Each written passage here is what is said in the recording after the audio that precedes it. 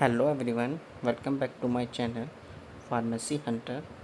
तो बेटा, आज एक ऐसा टॉपिक है जो मैं आपको बताना चाह रहा हूँ। जो डी फार्मेसी स्टूडेंट हैं, सेकेंड ईयर में हैं, उनको क्या है, फार्माकोलॉजी सब्जेक्ट है, फार्मास्यूटिक्स है, जूरिस्प्रूडेंस है, drug store and business management है, हॉस्पिटल एंड क्लिनिकल फार्मेसी है। इन सब्जेक्ट के अलावा भी आपको एक सब्जेक्ट पढ़ना पड़ेगा और ये मैंडेटरी सब्जेक्ट होता है, क्योंकि लिखा हुआ है, देखो, this subject compulsory for passing as per board of technical education Uttar Pradesh. ठीक है। इस सब्जेक्ट का नाम है environmental education and disaster management. तो इस सब्जेक्ट के अंदर आपको कौन कौन से टॉपिक हैं जो आपको पढ़ने पड़ेंगे। अगर आपको सिलेबस कहीं ना मिले तो प्लीज़ वीडियो को पूरा एंड तक देखें और सभी टॉपिक्स को अच्छे से पढ़ना। और इसमें से मैं टॉपिक कुछ बीच में बताऊंगा आपको जो मोस्ट इम्पोर्टेंट हैं, एवरी ईयर पूछे ही जाते हैं, वो क्वेश्चन हर बार रिपीट होते हैं। तो देखो, फर्स्ट ऑफ ऑल इंट्रोडक्शन में आपको पढ़ना है basics of ecology, ecosystem, biodiversity, human activities and its effect on ecology and ecosystem, different development, that is irrigation, urbanization, road development and other engineering activities and their effects on ecology and ecosystem, ये पढ़ना है। Mining and deforestation and their effects, lowering of water level, urbanization, biodegradation and biodegradability, composting, bioremediation, microbes, use of biopesticides and biofungicides. ये question बहुत पूछा जाता है, microbes, use of biopesticides and biofungicides. और most important topic बता रहा हूँ जो एवरी ईयर पूछे जाते हैं, global warming concerns, ozone layer depletion, green house effect, acid rain. इनमें से एक दो जो टॉपिक हैं ज़रूर पूछे जाते हैं और 100% चांस तो बेटा इसके होते हैं ग्रीन हाउस इफेक्ट के। ठीक है। नेक्स्ट, पॉल्यूशन में आपको क्या क्या पढ़ना है। Sources of pollution, natural and man made, their effects on living environments and related legislation. और वाटर पॉल्यूशन में देखो क्या क्या पढ़ना पड़ेगा। Factors contributing water pollution and their effects, domestic waste water and industrial waste water, heavy metals, microbes and leaching metals, physical, chemical, biological characteristics of waste water, बहुत ज़्यादा पूछा जाता है ये। Indian standards for quality of drinking water, ये भी बहुत ज़्यादा पूछा जाता है। Indian standards for quality of treated waste water, treatment methods of effluent domestic waste water and industrial mining waste water, its reuse oblique safe disposal। Next है air pollution से भी डायरेक्ट क्वेश्चन आता है। डेफिनेशंस वगैरह पूछ लेते हैं, types पूछ लेते हैं और इसमें ये पूछते हैं SPM, NOx जो इसके टाइप्स हैं, SOx, GO, CO2, NH3, fluorine, chlorine, causes and its effect on the environment. Next topic है monitoring and control of air pollutants.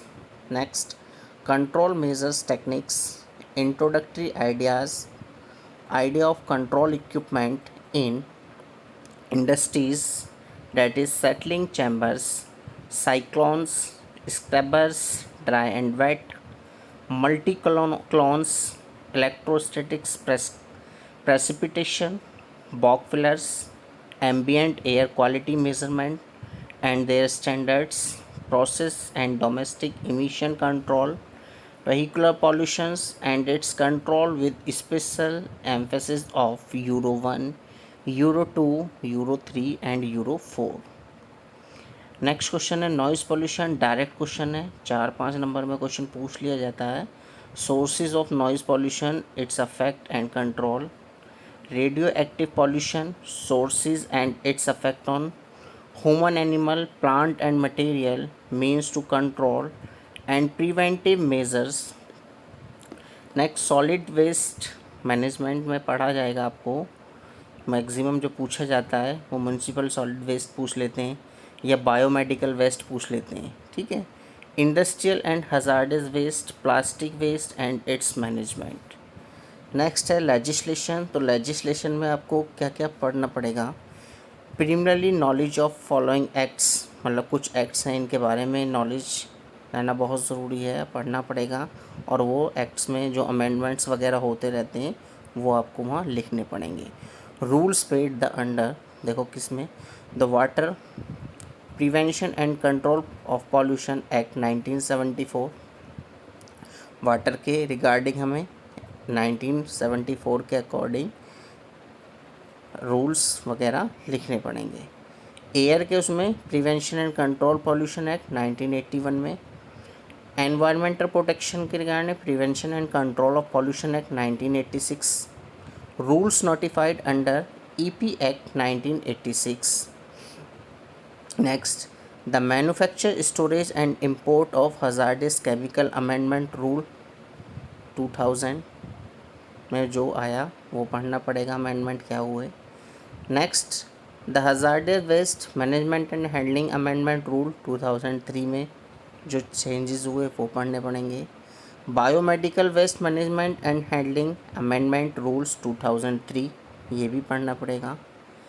Noise pollution के regarding regulation and control amendment rules 2002 में जो changes हुए वो rules पढ़ने पड़ेंगे। Municipal solid waste में management and handling rules 2000 में जो चेंजेस हुए वो भी पढ़ने पड़ेंगे। The recycled plastic manufacture and uses amendment rules 2003। Second last topic है आपका एनवायरमेंटल इम्पैक्ट असेसमेंट। इसमें सिर्फ पढ़ना पड़ता है, बेसिक्स कंसेप्ट पढ़ने पड़ेंगे, ऑब्जेक्टिव और मेथडोलॉजी, ठीक है, ये चीज़ इसमें पढ़ना है आपको।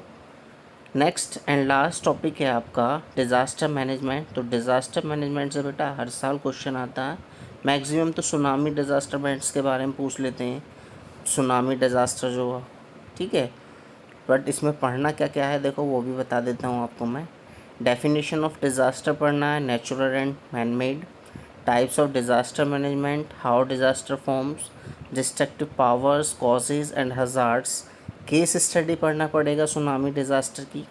National policy, it's objective and main features, national environmental policy, need for central intervention, state disaster authority duties and powers, case study of various disaster in the country, meaning and benefits of vulnerability reduction factors, promoting vulnerability reduction and mitigation, emergency supports function plan, main feature and function of national disaster management framework, disaster mitigation and prevention, legal policy framework, early warning system, human resources development and function, information dissemination and communication, ये all the topics आपको करने पड़ेंगे cover. और 50 number का इसका question paper जो आता है उसमें आपको वो अटेम्प्ट करना पड़ेगा।